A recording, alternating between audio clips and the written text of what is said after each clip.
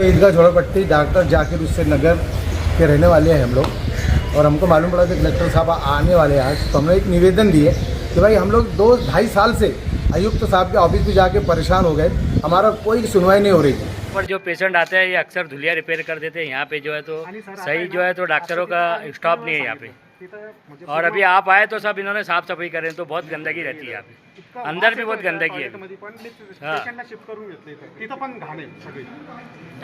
ये आप लोग आते उतने पुरता साफ सफाई करते सर, बाकी गंदगी रहती है यहाँ पे। इमरान उर्फ सुफियान शेख सलीम ऐसा उसका नाम है। एक 28 साल की एक औरत ने ये पवारवाड़ी पुलिस स्टेशन के अंदर फरियाद दी है कि ये इमरान ने उसके साथ कुछ जिस्मानी ताल्लुकात रखा, और जिस्मानी ताल्लुकात रखने के बाद ऐसा हुआ कि उसने धमकी वगैरह दिया कि भाई ये मेरे साथ जिस्मानी ताल्लुकात अगर नहीं रखी तो मेरे मोबाइल के अंदर तेरे जो फोटो है वो मैं वायरल कर दूंगा, ऐसी धमकी वगैरह दिया। और उसके बाद वो औरत के शौहर ने उसको तलाक दे दिया। तलाक देने के बाद ये हुआ कि बाद में जब वो औरत ने उसको कहा कि भाई अब निकाह पढ़ा ले, तो उसने निकाह पढ़ाने से इनकार कर दिया। इसीलिए उसने पुलिस स्टेशन में आके फरियाद दी है। फरियाद में ऐसा हुआ कि कल पुलिस ने इसको अरेस्ट किया। अरेस्ट करने के बाद में आज कोर्ट के सामने ला के हाजिर की। कोर्ट के सामने पुलिस का ऐसा कहना था कि इसका मेडिकल करना है और बाकी की जो मोबाइल के अंदर वीडियो वगैरह के ताल्लुक से जो है तो तहकीकात करना है। इसलिए उन्होंने इनका 5 दिन का रिमांड मांगा था, जिसके अंदर कोर्ट को मैं बताया कि भाई जो भी इनके आपसी संबंध थे वो एक दूसरे की मर्जी से थे, और मोबाइल तो ऑलरेडी पुलिस ने जब किया हुआ है तो पुलिस को उसके अंदर मोबाइल के अंदर देखते हुए जो भी इन्वेस्टिगेशन का काम है वो पुलिस कर सकती। मैंने रिमांड देने के लिए उसने ऑब्जेक्शन लिया। कोर्ट ने उसके बावजूद 3 तक का उसको पुलिस कस्टडी में रखने का आदेश दिया हुआ है। क्या लग रहा है सर, कितनी सच्चाई आप इसके अंदर नजर? अभी तो ऐसा है कि पुलिस अपनी कार्रवाई कर रही है। इसके लिए जो हकीकत है, हकीकत क्या है इसके बारे में आज तो नहीं बता सकते। पुलिस इन्वेस्टिगेशन के अंदर जो रिपोर्ट आएंगी, गवाह लोगों के बयान और मेडिकल मोबाइल पुलिस देखेंगी, उसके बाद जो भी एविडेंस कलेक्ट करेंगी उसके बाद कुछ बता पाएंगे। शेख आसिफ शेख बदरुद्दीन अली हज उम्रा टूर वाले के ऊपर हमारा पैसा था। 14.5 लाख रुपए हमने इसको दिए थे हज उम्रा के नाम से, और हमारी 40 सीट थी। ऐसे कई लोगों ने इसको पैसा दिया है, और कई गरीब लोग हैं जिन लोगों को पता भी नहीं बेचारों को अभी तक क्या वो मालेगांव शहर आ गया है। और हम लोगों का जो है मतलब कई हमारे साथ ऐसे गरीब लोग हैं। मेरे साथ जो है 5 बेवा लोग थी हमारे 40 लोग के ग्रुप के अंदर, और हमारी मस्जिद के इमाम मौज़िन सारे लोग थे। और हम लोगों के साथ तो हम तो जाने ही वाले थे, लेकिन इसके अलावा जो है उनके घर वाले कोई रिस्पॉन्ड नहीं ले रहे, जबकि वो यहाँ से उन लोगों ने मिसिंग कंपनी डाल दिए थे, और वो उनके घर वालों के कांटेक्ट में भी था। ऐसे कई लोगों के कांटेक्ट में था, उसके दोस्त लोगों के कांटेक्ट में था, उसके घर वालों के कांटेक्ट में था। लेकिन जैसे छावनी पुलिस स्टेशन में वो लोगों ने कंप्लेन दिए थे, तो वो कंप्लेन पे छावनी पुलिस स्टेशन वालों ने भी एक्शन लेना चाहिए था। हमारी ये राय है। बाकी हमारे राजू भाई बोलेंगे। हमको इसकी रिपोर्ट लगी, हम सूरत गए। वो बयानी में बोल रहे हैं कि मैं खुद आया था, ये आया नहीं था, ये वहाँ पे 2-3 लोग के कांटेक्ट में था। हम उसको साथ में लेके आके पुलिस स्टेशन में उसको जमा कराए हैं, आज़ाद नगर पुलिस स्टेशन में। आज यहाँ आए थे आसिफ हाजी को लेकर पंचनामा के लिए। उसको जो कि है ना पुलिस के बाद छावनी पुलिस के पास उसकी कंप्लेन दर्ज थी। उसके घर वालों ने कराए थे 1 महीना पहले। आसिफ हाजी मिसिंग कंप्लेन करवाए थे आसिफ की, तो उसको हमको पता चला। हमारा भी पैसा था ग्रुप का, टोटल हम सब के लिए गए थे। टोटल पैसा तकरीबन उसका जो भी है तकरीबन 150 के आसपास सीटों का मसला है। उसको सूरत पता चला था, हमको सूरत में उसको सूरत से यहाँ लाया गया कुछ लोगों के ज़रिए। हम 4-5 लोगों के ज़रिए लाया गया उसको आज़ाद नगर पुलिस स्टेशन में जमा कराए, क्योंकि हमारी कंप्लेन वहाँ पर थी 420 की। हमारे साथ जो फ्रॉड हुआ था उसको हमने वहाँ जमा कराए। और दूसरा मसला ये है कि उसके घर वालों ने छावनी पुलिस स्टेशन में जो फरियाद दर्ज कराई थी उसकी जो फरियाद करवाने वाले उनके कांटेक्ट में वो शुरू से था। तो छावनी पुलिस स्टेशन से ये रिक्वेस्ट है कि इस मामले को आपको मतलब कानून के साथ खेला गया, झूठी रिपोर्ट दर्ज कराई गई और जो उसके कांटेक्ट में थे तकरीबन उसके जो सगे रिश्तेदार है वो और उसका जो ग्रुप था, बहुत सारे एविडेंस ऐसे हैं जो हाथ लगे हैं आसिफी के ज़रिए। उसी ने बोला उसी के मोबाइल में कि यार ये मेरे कांटेक्ट में थे, मैं इनसे लगभग तकरीबन जब से गया जब से बाद में था। उसको गलत राय देने वाले भी उसके जो सर्कल के लोग थे, वो बोलता था हम सब सर्कल है। वो लोगों ने उसको यहाँ से शहर से उसको बाहर भिजवाया, बीच में वो वापस भी आया, उसको फिर वापस बाहर भिजवाया गया है। जो भी मुलविस है, मैं चाहूँगा पुलिस स्टेशन से, दोनों ही पुलिस स्टेशन से केस दोनों के पास है कि जो मुलविस है आप उनके ऊपर भी कार्रवाई कीजिए कड़ी से कड़ी, क्योंकि ये कानून के साथ खेल रहे। ये लोग मिसिंग कंप्लेन भी दर्ज करवा रहे और उसके बाद उनसे कांटेक्ट में भी रह रहे। आप उसका मोबाइल देखिए, उसके मोबाइल में आपको सब इंशाल्लाह सब आपको एविडेंस मिल जाएंगे मोबाइल में, और कुछ हमारे पास भी है, हम भी बताएंगे इंशाल्लाह आपको। और ये जितना लोगों का पैसा है, अभी तक जिसने अपनी स्लिप जमा नहीं करवाई है, आज़ाद नगर पुलिस स्टेशन में अपनी स्लिप का ज़ेरॉक्स वहाँ जमा करवा दे इस केस के नाम से, कि ये आपको वहाँ सब गाइडेंस मिल जाएगा। अस्सलाम वालेकुम। आज 2 रोज़ पहले कुछ हमारे जिन लोगों के पैसे बाकी थे वो बेचारे दौड़ के, और जब मालूम पड़ा कि वो सूरत के अंदर है तो आसिफ हाजी को यहाँ पर लाया गया पुलिस की मदद से, और पुलिस के हवाले करके हमने पहले ही दिन ऐलान किया था हम कानूनी मदद लेके जो भी इन गरीबों का पैसा है वो हम बात हक काटेंगे। और लोग डरते हैं कि भैया केस हो जाएगा तो पैसा नहीं निकलेगा। ऐसा कोई कानून नहीं है, पैसा हर हाल में कानून की मदद से मिलता है।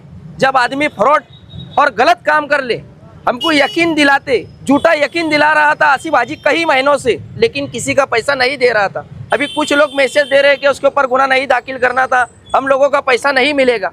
नहीं, कानून की मदद से और कोर्ट इंसाफ देने के लिए बैठा है और हमको इंसाफ चाहिए और उन गरीबों का पैसा। और इसके अंदर जो पार्टनर थे अली टूर के अंदर, वो लोगों ने यहाँ पर आके उनका नंबर और उनका नाम यहाँ से हटाया। इन लोगों के ऊपर भी कानूनी कार्रवाई होना चाहिए।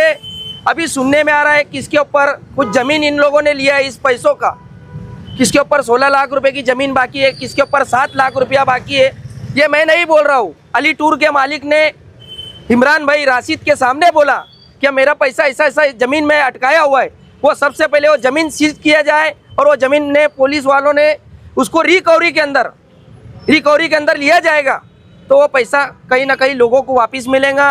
मैं इतना ही अपील और गुजारिश पुलिस डिपार्टमेंट से करता हूँ कि ज़्यादा से ज़्यादा कार्रवाई करे और इन गरीबों को इंसाफ दिलाए। जिस तरीके से उसकी फैमिली ने मिसिंग कंप्लेंट दे के लापता बताया गया, लेकिन वाईफाई के जरिए उसके मोबाइल के कैमरे, सीसीटीवी कैमरे, दुकान के, मकान के, वो बाकायदा मोबाइल के जरिए देखता था कौन मेरे घर पे आ रहा है। और उसके परिवार के पास हम जाते थे तो वो बोलते थे मिसिंग कंप्लेंट है। और उसके पास आज भी उसके वालिद के पास 5 से 4 करोड़ रुपए की प्रॉपर्टी की मकानात है, वो बेच के इन गरीबों का पैसा देना चाहिए। ये अपील और गुजारिश मालेगांव पुलिस डिपार्टमेंट से मैं कर रहा हूँ। ये हज और उम्रे का पैसा, ये बहुत बड़ा पैसा है। कोई दूसरा फ्रॉड होता तो शहर का कोई नहीं बोलता। और मालेगांव शहर के वकील से मैं अपील कर रहा हूँ कि इन लोगों का केस कोई वकील नहीं लड़ना चाहिए कि इन्होंने जो काम किया है, एक पाक जगह का पैसा और उन गरीबों का पैसा खाया है। मैं मालेगांव शहर की कोर्ट और वकील हजरात से मैं अपील कर रहा हूँ कि इनका केस कोई ना ले। मैं इतनी गुजारिश और अपील कर रहा हूँ। अस्सलाम वालेकुम। भाई हम मस्जिद सिद्दीक़ अकबर के जिम्मेदार है। आसिफ भाई प्याज वाले हमारे साथी हैं। हम लोगों ने मस्जिद के तामीर ताउन के कई प्रोग्राम किए, उसके अंदर हम लोग ने एक बार ये ऐलान किए कि हम मस्जिद के इमाम और मौज़िन को इंशाल्लाह उम्रे के लिए भेजेंगे। तो हम लोगों ने किसी ने 2000, किसी ने 5000 ऐसे लिखा के मस्जिद में तरतीब बनाए और आसिफ भाई को बताया कि भाई आप लोग को इमाम और मौज़िन को भेजना है।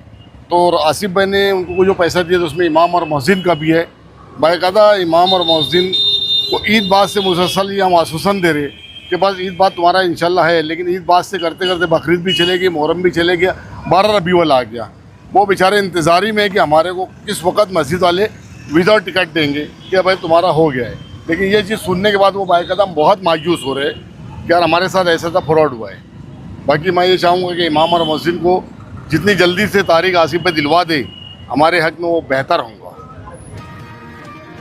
ईदगाह झोड़ापट्टी डॉक्टर जाकिर हुसैन नगर के रहने वाले हैं हम लोग, और हमको मालूम पड़ा कि कलेक्टर साहब आने वाले हैं आज। तो हमने एक निवेदन दिए कि भाई हम लोग 2-2.5 साल से आयुक्त साहब के ऑफिस में जाके परेशान हो गए, हमारा कोई सुनवाई नहीं हो रही थी। और जो यहाँ कोई अधिकारी है जो बम माफिया से मिले हुए हैं उनका काम कर रहे हैं और गलत सलत सेहरा दे रहे हैं और हमारा ईदगाह झोपड़पट्टी का काम रुका हुआ है। तो हमने कलेक्टर और हमारी केरपट्टी में सलम होना चाहिए, ये हमारी मांगनी है।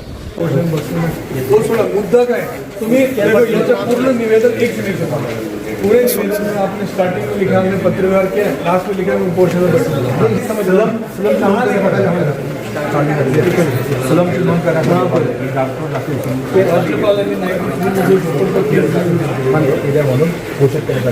उसका नोटिफिकेशन लोकल एरियामध्ये असं सम झालं, प्रायव्हेट लँड के सम झालं, प्रायव्हेट लँड बसेल। आपली मागणी काय? केरपट्टीवर सलमचे नाव नोंद झाली पाहिजे, पट्टीवर सलमची नोंद करण्यात यावी। न केल्यामुळे ना अगे लोक त्या जागेची खरेदी विक्री करतात आणि त्यासाठी आम्ही 2 वर्षापासून गोसावी साहेबांना भेटलो की पत्र दिलेलं 2 वर्षापासून। ओके, तो इसमें अगर मैंने महापालिका ने याच्याबद्दल विचार करावा और अगर आपको लगता है कि वो नहीं हो रहा है तो उसका एक वेगळा मार्ग ये असतो की तुम्ही रिट में जा सकते हो, वो भी कर तो ये वाला रेजिस्ट्रेशन दाखल केली साहेबांनी। तो फिर वही तो मैं पूछ रहा हूँ, अगर वो कर रखा है तो फिर ये नाही, न्यायपालिकेला अधिकार दिलेले न्याय प्रविष्ट है ना। हो, यही तो वही तो न्याय प्रविष्ट बाबी आहे। पण सर विषय असा आहे त्या अरे याच्यामध्ये मला जो आता आठवतो याच्याबद्दल आपण रेटमध्ये गेलेले आहे, याच्यात थर्ड पार्टी इंटरेस्ट क्रिएट झालेले आहे, ही न्यायप्रविष्ट बाबी झालेली आहे। मान्य उच्च न्यायालयाने जो काही निर्णय दिला त्याप्रमाणे पुढील कारवाई करू। बरोबर सर, पण आपल्या नगरपालिकेचे काही अधिकारी आज के डेट में न्याय प्रविष्ट हो गया ना सरकार। सर है, लेकिन आपकी नगरपालिका पेपर आप देख लो और कोर्ट का ऑर्डर क्या, डायरेक्शन क्या, वो भी आप स्टडी करते। कलेक्टर साहब ने आदेश दिया है हमको और वो बोला है कि नहीं बेफिक्र हो, ये काम होगा, आश्वासन दिया है कि काम होगा। तो हमारे कलेक्टर साहब से ये भी निवेदन है कि वो हमारा काम बस्ती का करें। यानी हमारी झोपड़पट्टी जो है ना 1993 से सलम है और इसका झोपड़पट्टी जो है ना मालेगांव सलम जोन के अंदर उसका नाम भी ऐड है। ऐड होने के बाद भी कैरपट्टी के ऊपर नल पट्टी और गेरपट्टी के ऊपर सलम नाम नहीं लगाए। उस नोंदी के लिए हम 2-2.5 साल से चक्कर मार रहे हैं। तो कमिश्नर साहब कहते हैं कि मैं कर दूंगा, बिन फिक्र है, लेकिन हमको ऐसा पता चला है कि कमिश्नर साहब ये लोग ने उसके ऊपर उल्टे शेरे मार दिए। कुछ कर्मचारी जो है बहु माफिया के साथ मिले हुए हैं जिसकी वजह से हम गरीबों का काम रुका है। हमारे पास हमारे कुछ वो नहीं है, आसमान से उनके पेपर नहीं आए हैं, राज्यपाल का लेटर है और जो चीज़ सलम हो गई है उसको तुम ठुकरा रहे। इसके पहले हमने माहिती अधिकारी में यहाँ डाले थे कारपोरेशन के अंदर कि अगर हमारी जगह सलम है तो हमको पेपर एक लेटर दो कि है, नहीं है तो एक लेटर दो कि नहीं है। तो हमने जब उसको ये नहीं यहाँ माहिती अधिकारी में डाले थे तो उसके अंदर लिख के आया कि सलम है। तो जब तुम खुद लिख के देते हैं कि सलम है तो फिर इसमें अड़थड़ा क्या है? हमारे डॉक्यूमेंट में हमारे पास गेजिट है, अलॉटमेंट लेटर है, वो भी हमने नहीं, हमको कारपोरेशन से मिला है सब। 1993 में फोटो पास है, सब हमको कारपोरेशन से मिला है। तो इसके बाद भी जो है हमारा काम नहीं हो रहा गरीबों का, तो इसका क्या मतलब है? यानी अंधी नगरी चौपट राज वाला काम हो रहा है, सीधी बात है। तो हमारी जो है विनती है ये न्यूज़ के जरिए कि हम गरीबों का काम होना चाहिए। हमारे पास डॉक्यूमेंट है तो अगर हम गलत है तो हमारा काम मत करो, अगर हमारे पास डॉक्यूमेंट नहीं है तो हमारा काम मत करो। लेकिन डॉक्यूमेंट है और सरकारी डॉक्यूमेंट है, कुछ हमारे घर के डॉक्यूमेंट नहीं है तो हमारा काम होना चाहिए, ये हमारी विनती है। जी, यहाँ पर जो पेशेंट आते हैं ये अक्सर धुलिया रिपेयर कर देते हैं यहाँ पे जो है, तो सही जो है तो डॉक्टरों का स्टॉप नहीं है यहाँ पे। और अभी आप आए तो सब इन्होंने साफ सफाई करें तो बहुत गंदगी रहती है यहाँ पे, अंदर भी बहुत गंदगी है। ये आप लोग आते हो उतना पुरता साफ सफाई करते सर, बाकी गंदगी रहती है यहाँ पे। क्या बोल रहे हैं आप? देखो ये क्या बोल रहे हैं, आओ इधर, आओ इधर आओ। बाटली वगैरह ऐसा कुछ है नहीं। हाँ, बाटली पर बिस्लेरी लेके जाओ बोल रहे हो लोग। अभी परसों के दिन एक पेशेंट ऐसे है ना, उसकी बात की वजह से उसके पास जा रहे हैं। कई डिलीवरी के अंदर साहब जो है ना यहाँ लेडीज लोग मर जाते कई डिलीवरी के अंदर। हाँ जी, हाँ बताओ ना साहब को, बताओ ना आप।